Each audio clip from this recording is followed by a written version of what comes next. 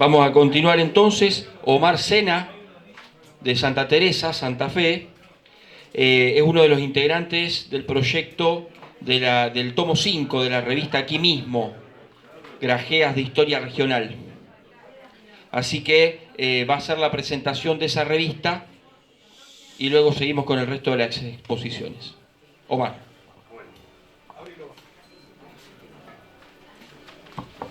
Hola.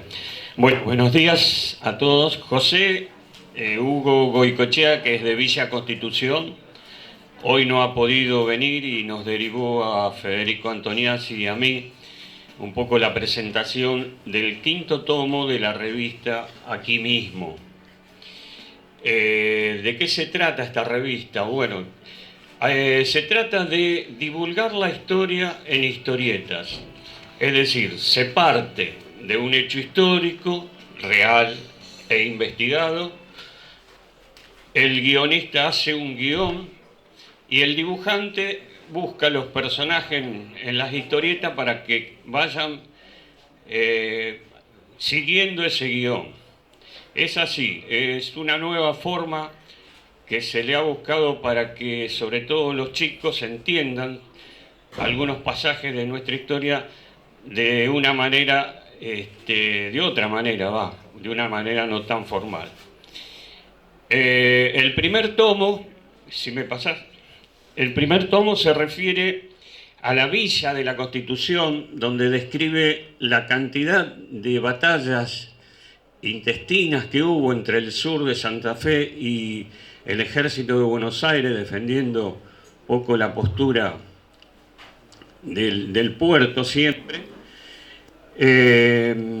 Como protagonista siempre nosotros los santafesinos los hemos tenido al brigadier López, que nunca, pero nunca perdió una batalla con la gente de Buenos Aires.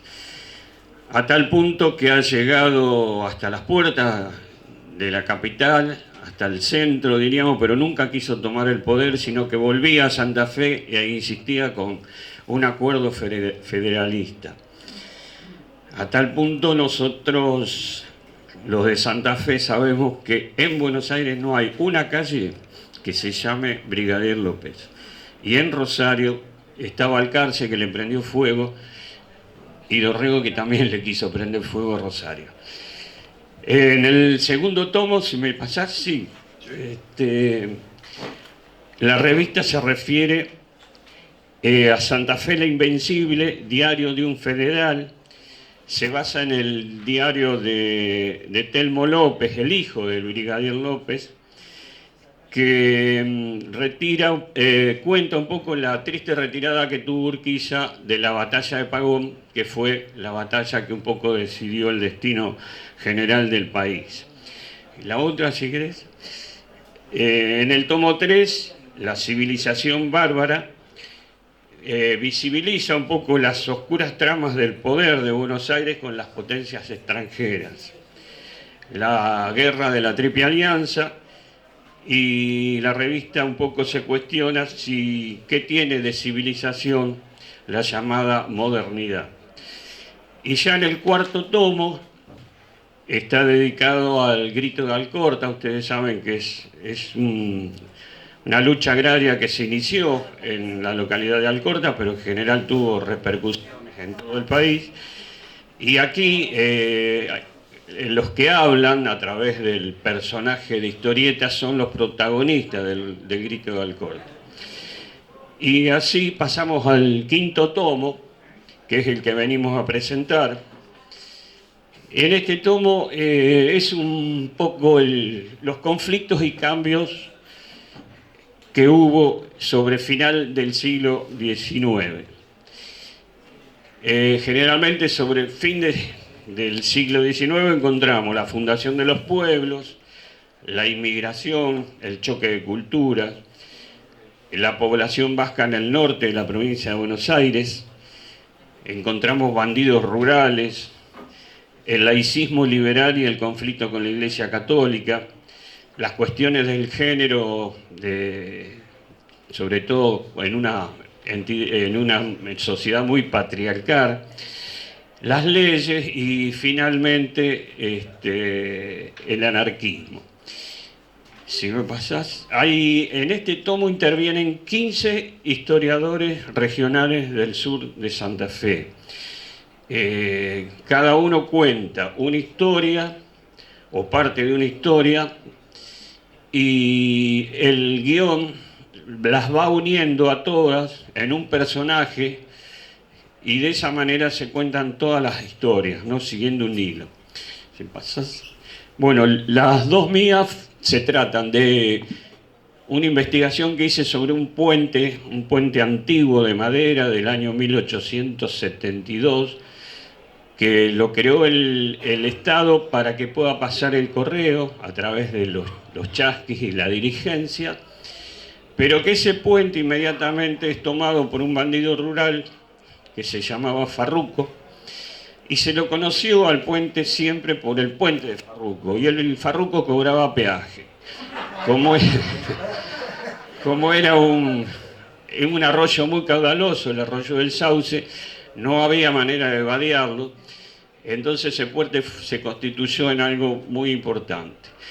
Si me pasás la otra, y bueno, el otro trabajo mío es la investigación que hice y pude recoger un montón de escritos de este hombre, de Félix Ormazábal, que desde los 15 años era un vasco que llegó de San Nicolás al sur santafesino, estuvo trabajando en muchos lados hasta que al final, en 1885, se pone una pulpería muy cerquita donde después se funda Santa Teresa, y él cuenta, porque llevaba el diario Acontecer de todo, 5 tomos escribió que nunca los pude encontrar, pero sí encontré un fragmento donde cuenta cómo a través del desierto de pastos que había en ese momento ve venir 5 personas que le llamó la atención porque para hacer una cuadra se andaba a caballo y eran ingleses y le pidieron whisky a través de la reja de la pulpería y ahí se enteró de que venía el ferrocarril. Bueno, todo eso está en el 5.º tomo y ahora le doy a Federico. Sí. Pasalo. Sí, rápidamente. Bueno, en el caso particular, lo que me tocó trabajar, o sea, el personaje mejora en el viaje, pasa de Santa Teresa a la zona de Casilda, y ahí vamos a tener la historia de lo que sería la colonia agrícola Candelaria, que se funda por la acción del empresario español Carlos Casado Larizal, que estaba instalado en Rosario, y que es uno de los primeros emporios agrícolas instalados ahí en la zona sur santafesina, ¿sí? Muy cerca, todavía en el departamento de Rosario en ese momento, actualmente Caseros. Y el otro trabajo tenía que ver con, si quiere pasar, si lo hacemos rapidito, con la otra población que se formó en el lugar donde actualmente está Casilda, porque Casilda es la integración de 2 pueblos. Casilda actualmente y hoy Nueva Roma, que es un barrio, pero nació como un pueblo aparte, fundado por este señor Juan Pecio, que fue muy particular porque en una de las plazas de la plaza central de Nueva Roma, quiso hacer un inmenso monumento a Cristóbal Colón por los 400 años del descubrimiento de América, como se lo llamaba en ese momento. Iba a ser un inmenso centro cultural de 12 pisos.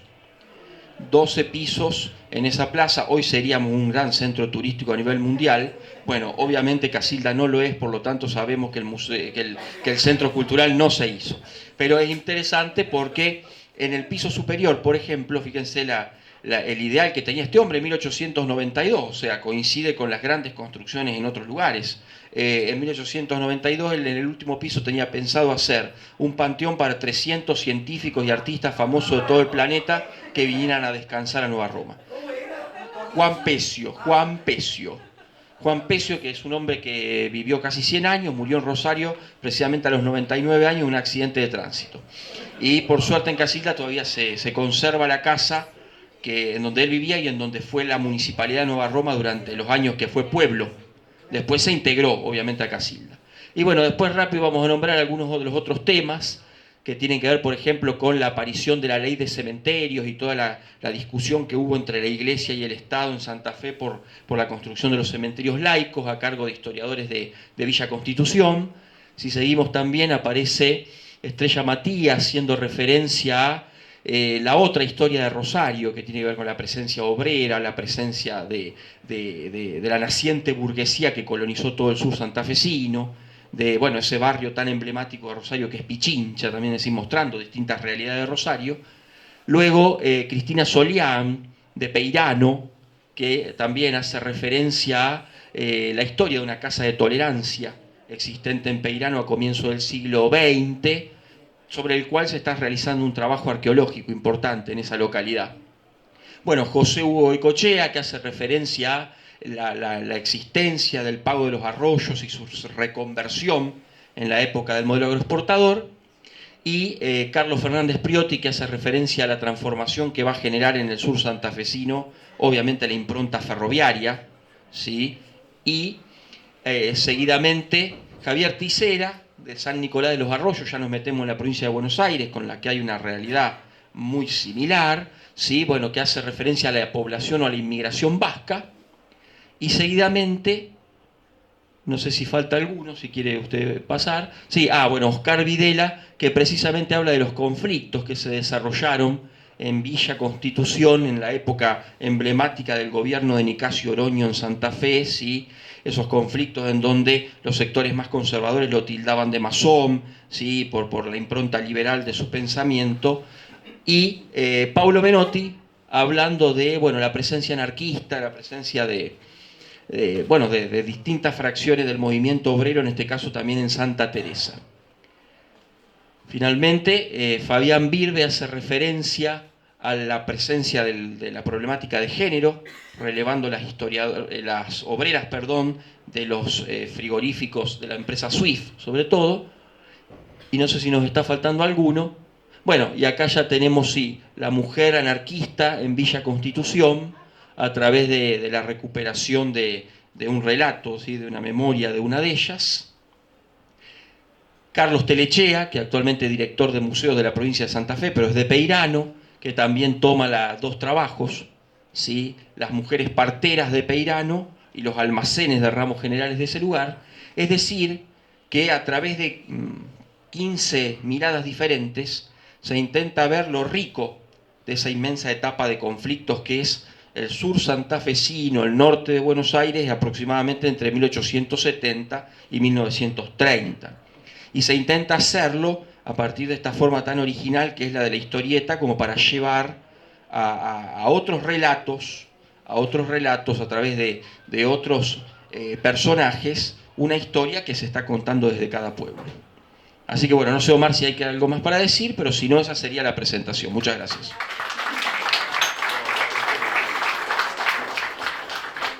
Bueno, y continuando, ahí vamos a hacer un pequeño cambio en el orden para que no sea tan monotemático el asunto. El profesor Marcelo Gómez, de San José de la Esquina, va a hacer referencia a las corresponsalías de San José de la Esquina en los diarios de la zona. Hola, buenos días a todos. Bueno, este trabajo es un trabajo de investigación que empezamos y surgió porque yo estaba investigando sobre otra temática, una temática sobre un barrio de San José de la Esquina, el barrio Casado, y bueno, y sobre todo de un club importante que está en el centro del barrio y que sería el motor del barrio, donde se realizan todas las actividades, las actividades culturales, bailes, deportivos. Bueno, pero en realidad empecé a buscar en el diario y bueno, empecé en el periodo que va a abarcar esta investigación es 1923-1955, que sería la primera parte. Bueno, ahí encontré la publicidad de dos clubes que nunca la había escuchado nombrar. Uno San Carlos y el otro Central Argentino. Y a lo mejor, y ahí empecé a pensar, digo, que lo podía relacionar con el Club Racing, porque el Club Racing no tiene una fecha de fundación. Tiene una fecha de refundación que fue en 1947, pero no tiene una fecha de fundación, y entonces digo, a lo mejor en un principio se puede haber llamado San Carlos, porque el barrio Casado hace referencia a Carlos Casado.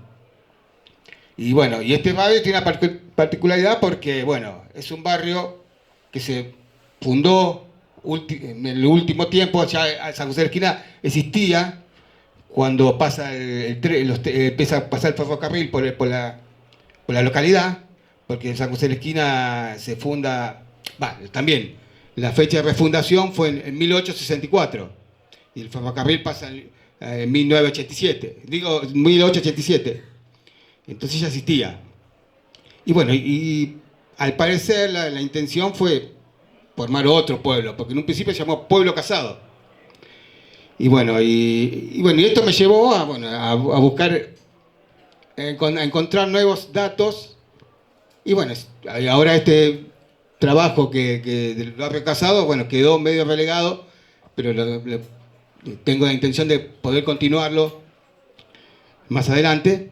Y bueno, y ahora me enfoqué en las corresponsalías de la gente de San José de la Esquina en el diario La Voz del Pueblo y La Nota de Casero, de la ciudad de Casilda. Bueno, y ahí pude encontrar varios datos importantes, como por ejemplo la existencia de cines, que nunca había escuchado nombrar tampoco. Había muchos también artículos relacionados con la política, qué pasaba con la política en ese momento. Y había un personaje muy importante a nivel departamental, que era Miguel Ángel Galitelli, que fue senador, pero también fue presidente de la Comisión de Fomento en la década del 20. Y bueno, y entonces esto me llevó a poder pensarlo, pero para los chicos, porque a lo mejor la gente ya mejor de 50 en adelante, a lo mejor estos datos ya los conocen, porque vivió o porque le contaron. Y bueno, entonces mi objetivo es que los chicos de la primaria y la secundaria puedan conocer cómo era la sociedad en aquel momento y puedan compararla con la actualidad.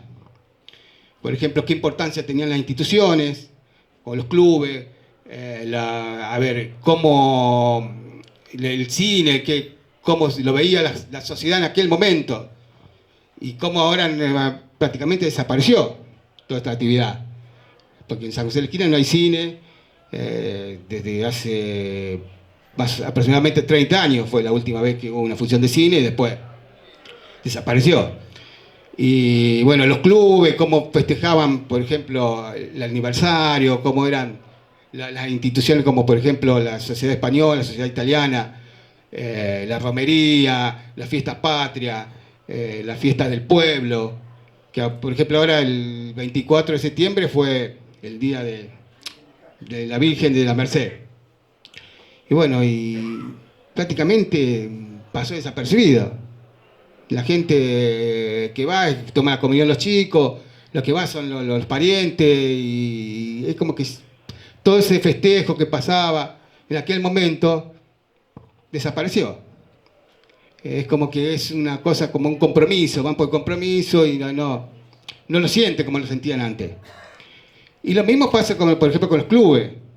Los clubes, la gente antes tenía un sentido de pertenencia mucho más importante, entonces se sentía parte de esos festejos, de las actividades que realizaba el club. Y sobre todo lo que más estaba relacionado es con el tema del fútbol.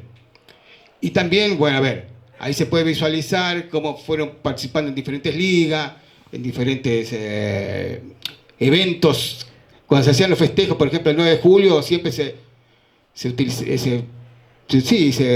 hacía algún partido entre los clubes de los pueblos vecinos. Entonces, es una visión diferente de lo que a lo mejor la gente, los chicos de ahora ven de la sociedad. No es lo mismo ahora, por ejemplo, el club. El club ahora los chicos van a hacer práctica de fútbol y listo, me voy a mi casa, no me interesa si rompo esto, si se rompe lo otro, porque ellos no se sienten como parte del club. Sienten que son socios del club, pero no son. En aquella época toda esa gente era como los que fueron los fundadores y entonces se sentían otro amor por esa institución. Y después también tenemos muchas información sobre lo religioso y otras cosas particularidad que yo pude ver es que depende de cada periodo del tiempo, de tiempo que yo analicé, va a haber artículos relacionados a temáticas. Por ejemplo, había un año que hay muchos artículos relacionados con lo religioso. Y esto me da la pauta de que a lo mejor el corresponsal estaba vinculado o sea, a la iglesia, a la parroquia. Otros años había muchos sobre lo deportivo, sobre lo político. Y bueno, y todos 2 años, bueno, no vamos